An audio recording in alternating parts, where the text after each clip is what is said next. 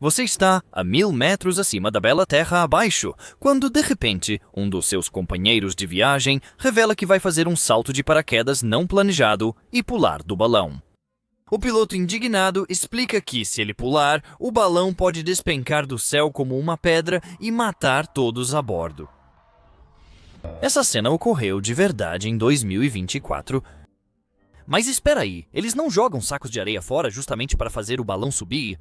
Como é que jogar peso fora de um balão que já está no ar poderia fazer a aeronave despencar para o chão? Vamos explorar a física desse fenômeno. Sou Stu, bem-vindo ao Desmascarado. Vamos começar do início. O balão, piloto e passageiros aguardam em terra firme enquanto são feitas as verificações de segurança. Temos tempo para pensar como funciona um balão de ar quente. Ele é composto por 3 componentes principais. O envelope, aquela parte grande e colorida de tecido que muitos chamam de balão. Os queimadores, semelhantes aos de um churrasco sofisticado, com tanque de combustível, chama piloto e cabeça do queimador. E o cesto, que é basicamente um grande cesto de vime. Toda a embarcação é inicialmente disposta na horizontal e preenchida com ar à temperatura ambiente usando um ventilador. O ar no envelope é aquecido quando o piloto liga os queimadores. Quando o ar se aquece, suas moléculas se movem mais rápido e se espalham, reduzindo sua densidade.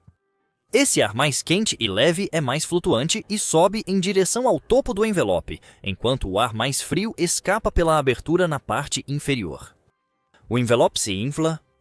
Já voltamos a falar sobre flutuabilidade, mas antes há uma observação importante, então preste atenção. Temos uma atmosfera porque a gravidade age sobre os gases que compõem o ar, puxando-os em direção à superfície da Terra. O que chamamos de pressão atmosférica é a força por unidade de área causada pelo peso do ar acima. Imagine uma coluna de ar subindo pela atmosfera. À medida que você sobe, parte do ar que estava acima de você agora está abaixo, então a coluna de ar acima é mais curta, pesa menos e a pressão é menor. Isso vale até em pequenas escalas, como a distância entre o topo e a base de um balão de ar quente. Agora, a taxa com que a pressão do ar diminui à medida que você sobe depende da densidade do ar. Quanto menos denso o ar for, mais gradualmente a pressão diminui. Como o ar quente no balão é menos denso, a pressão interna diminui mais lentamente com a altura do que o ar frio externo. O resultado é que, mesmo que a pressão do ar na boca do balão seja igual à pressão do ar ambiente, a pressão no topo do balão, na sua coroa, é um pouco maior do que a pressão do lado de fora. Essa diferença de pressão, chamada sobrepressão, mantém o balão inflado. Ótimo! Agora temos um balão bonito, erguido e inflado. Como tirá-lo do chão? Para entender o princípio, faremos um pequeno experimento. Mas antes de fazermos isso... Certo, vamos voltar ao nosso intrigante desafio do balão. Se você assistiu ao nosso vídeo recente sobre navios afundando, talvez se lembre do conceito de força de empuxo e do seguinte princípio famoso, cortesia de Arquimedes. Um objeto submerso em um fluido experimenta uma força para cima igual ao peso do fluido que ele desloca. Vamos pegar esta bola de boliche de 16 libras. Se cair na água, o que acha que acontece? Isso mesmo, ela vai afundar até o fundo. Uma bola de boliche de 16 libras é muito mais densa do que a água que ela desloca, o que significa que seu peso excede a força de empuxo agindo na direção oposta. Agora, e se repetirmos o experimento com uma bola de basquete, cuja densidade média é menor do que a da água? A parte inferior da bola vai afundar apenas o suficiente abaixo da superfície para deslocar um volume de água exatamente igual ao seu peso. Quando a força de empuxo é igual ao peso, a bola flutua. Agora, se puxarmos a bola de basquete cerca de 1 pé ou 30 centímetros abaixo da superfície, o que acontece quando a soltamos? Como a bola de basquete submersa é menos densa do que a água ao redor, sua força de empuxo excede seu peso e ela sobe rapidamente, saltando acima da superfície e depois flutuando até atingir o equilíbrio. O que tudo isso tem a ver com nossa configuração no campo de aviação, onde quase não há água por quilômetros? Embora na linguagem do dia a dia a palavra fluido seja mais usada para descrever líquidos, do ponto de vista da física, gases, incluindo o ar, também são fluidos, então o princípio de Arquimedes se aplica aqui também. À medida que o piloto continua acionando os queimadores, o ar dentro do invólucro fica quente o suficiente para que a densidade total do balão, incluindo o invólucro, cabos, cesto, queimadores e passageiros, fique menor do que a do ar ao redor. A força de empuxo para cima agora excede o peso do balão, então ele começa a subir. Decolagem? Aqui o piloto joga os sacos de areia fora do cesto, certo? Balões de ar quente raramente usam lastro. Balões a gás, preenchidos com hidrogênio ou hélio, soltam lastro para subir.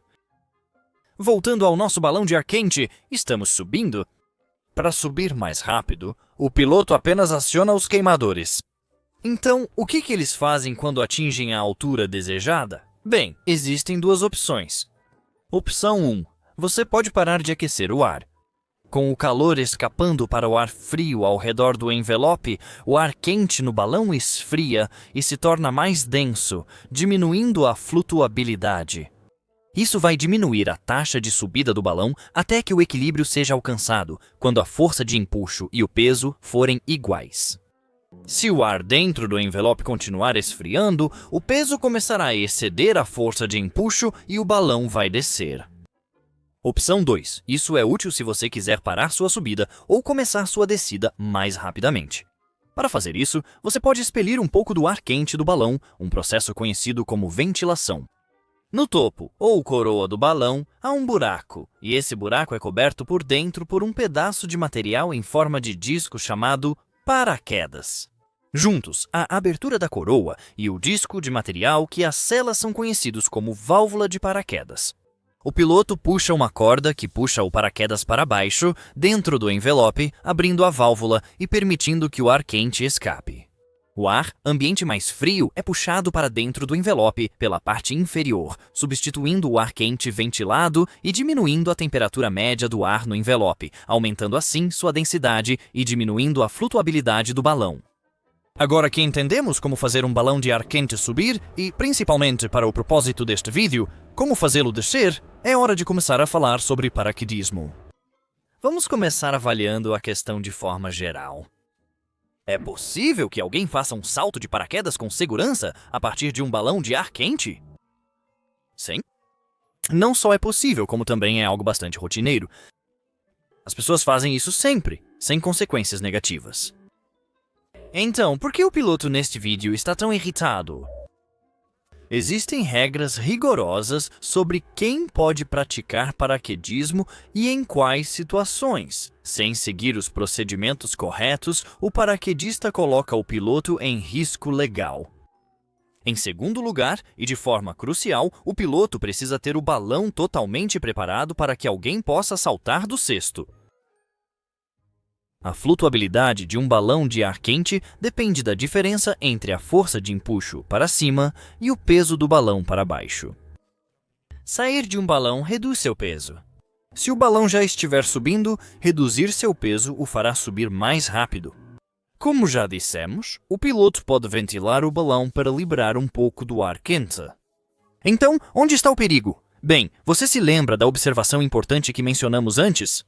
Dissemos que a leve sobrepressão dentro do topo do balão ajudava a mantê-lo inflado. Essa mesma diferença de pressão entre o interior e o exterior do topo do envelope também ajuda a válvula paraquedas a se selar corretamente depois que o piloto libera um pouco do ar quente. Após o acidente fatal de um balão feito por amadores em 2023, uma investigação do governo do Reino Unido sobre a causa desse incidente ajuda a explicar o nosso problema. Com o aumento na taxa de subida, vem um aumento correspondente na pressão sobre o topo do envelope do balão e acima do paraquedas. Quanto maior a taxa de subida, maior a pressão. Essa mudança de pressão não tem nada a ver com a altitude. Como já vimos, a pressão do ar diminui com a altitude. Durante uma subida rápida, o ar acima do balão é trazido para repousar na coroa. Como resultado, a pressão ali aumenta em uma quantidade aproximadamente igual à pressão dinâmica do fluxo que se aproxima. À medida que essa pressão aumenta, a diferença entre a pressão do ar acima e abaixo da válvula do paraquedas diminui. Para desacelerar uma subida rápida, você vai precisar puxar o paraquedas para dentro do envelope para abrir a válvula e liberar um pouco do ar quente. O problema é que o aumento da pressão externa no topo do balão causado pela subida rápida Reduz a distância em que o paraquedas pode ser puxado para dentro do envelope antes de atingir o ponto de stall. A palavra stall talvez não faça jus ao quão perigoso isso é. Se você rouba um carro, apenas liga novamente. Se um avião sofre stall de asa alto, o piloto abaixa o nariz para recuperar. O que stall significa nesse contexto é que, devido à perda de sobrepressão, o paraquedas agora não consegue mais voltar rapidamente ao lugar e selar a válvula no topo do balão. Isso deixa um buraco aberto no topo, por onde o ar quente vai escapar livremente. O ar quente dentro do balão é a única coisa que nos mantém no ar. Se você perde o ar quente, você cai. Se uma subida rápida como essa pode causar uma estolagem, precisamos evitar isso a todo custo. Mas com certeza a solução é simples. O piloto deve liberar bastante ar quente de imediato para evitar subida rápida. Sim, soltar ar quente é, como já dissemos, a maneira de desacelerar ou reverter a subida. Como já mencionamos, a subida rápida diminui a distância que o paraquedas pode ser puxado para dentro do envelope antes da estolagem. De acordo com o AAIB, a ventilação muito agressiva do balão deve ser evitada em geral.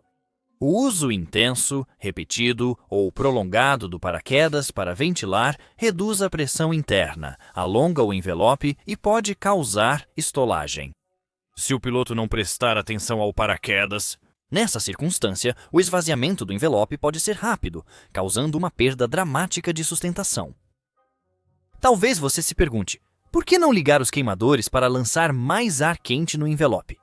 Receio que outro perigo potencial durante uma estolagem é que, devido à pressão reduzida dentro do envelope, a boca e a garganta também colapsam, fazendo com que a abertura acima dos queimadores se feche, e isso pode acontecer em questão de segundos.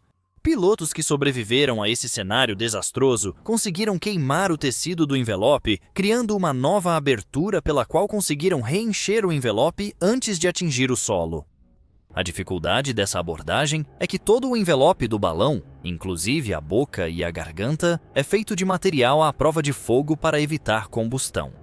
Queimar esse material é muito mais fácil falar do que fazer. Embora, em circunstâncias normais, uma estolagem de paraquedas seja extremamente improvável quando está no ar, quando ela ocorre, é muito difícil se recuperar dela. O Departamento de Investigação de Acidentes Aéreos não encontrou orientação publicada sobre a melhor técnica para recuperar uma estolagem. Estolagem? Se não conseguir se recuperar, o balão colapsa. Uma testemunha ocular relatou um caso assim. Foi como se todo o ar tivesse desaparecido repentinamente do balão, como se o topo tivesse se aberto ou alguém tivesse levantado a tampa dele. No caso do relatório, o monitor de bordo registrou uma taxa máxima de descida de 19 metros por segundo, 3.740 pés por minuto, uma queda catastrófica. Para colocar isso em mais perspectiva, é como dirigir seu carro contra uma parede a mais de 40 milhas por hora, pouco menos de 70 km por hora, sem cinto de segurança e sem airbag. Ah, e em vez de um chassi de aço e uma zona de deformação, não há nada além de vime entre você e a parede. A grande questão é, será que alguém pulando do cesto poderia desencadear a série de eventos que acabamos de descrever? Como já mencionamos antes, stall de paraquedas é, na verdade, extremamente raro em circunstâncias normais de voo. Mas se várias condições incomuns coincidirem, como o balão subir rápido e um paraquedista surpreender o piloto pulando do cesto durante vento normal, isso poderia ocorrer. A perda repentina de peso durante uma ascensão já rápida é por si só um risco de stall. Não avisar o piloto com antecedência suficiente para se preparar para o salto torna todo esse cenário extremamente perigoso. consultamos Andrew Austin, diretor e oficial nacional de segurança do British Balloon and Airship Club, que confirmou o perigo desse cenário. Perder peso repentinamente pode ser desastroso para um balão de ar quente. Eu vi o vídeo ao qual você faz referência e sim, por esse exato motivo, o piloto tinha todo o direito de tomar as atitudes que tomou. E o risco de uma estolagem de paraquedas não é a única coisa que torna a decisão de pular espontaneamente de um balão de ar perigosa para todos os outros a bordo. O manual de voo do fabricante Ultramagic enfatiza o fato de que o cesto deve ser do tamanho correto e estar devidamente preparado se alguém for saltar do cesto. O balão deve estar equipado com um cesto convencional que ofereça espaço suficiente para permitir que os paraquedistas saiam do cesto sem entrar em contato com os sistemas de combustível, sistemas de queimadores e linhas de controle. Não é preciso explicar, porque qualquer coisa que possa cortar, enroscar ou prender nas mangueiras de combustível ou cabos do balão é uma péssima ideia. Se essas condições não forem cumpridas para o balão, não há outra saída. Sem saltos. Se perder peso enquanto está no ar, pode potencialmente levar a um resultado tão fatal. Como é que saltos de balão são rotineiramente feitos a milhares de metros do chão com total segurança? O fator mais importante é simples. O paraquedista salta do cesto quando o balão está descendo na velocidade correta e nunca quando está subindo. O manual de voo do fabricante de balões Cameron Balloons recomenda estabelecer uma taxa de descida e aumentá-la de acordo com o número de pessoas que saem da aeronave. Graças a Arquimedes, sabemos que se um balão está descendo, seu peso atuando para baixo excede a força de empuxo atuando para cima. Quando um paraquedista salta do cesto, o peso total diminui, o que significa que há uma força menor puxando na direção oposta à força de empuxo do balão. O resultado, conforme o equilíbrio das forças, pode ser uma descida mais lenta se o peso superar o empuxo, ou uma subida segura se o empuxo superar o peso. Observe o uso da palavra segura na frase anterior. O objetivo das recomendações do fabricante é que descer nessas velocidades evita taxas de subida perigosas. Com as devidas preparações, balonismo e paraquedismo são hobbies seguros e agradáveis. Em dilemas com balões, há uma regra prática para que o saltador permaneça seguro. Se o balão estiver subindo, ou se estiver parado, ou na verdade, mesmo que esteja descendo, não seja idiota. Obrigado por assistir, continue curioso com segurança e até a próxima.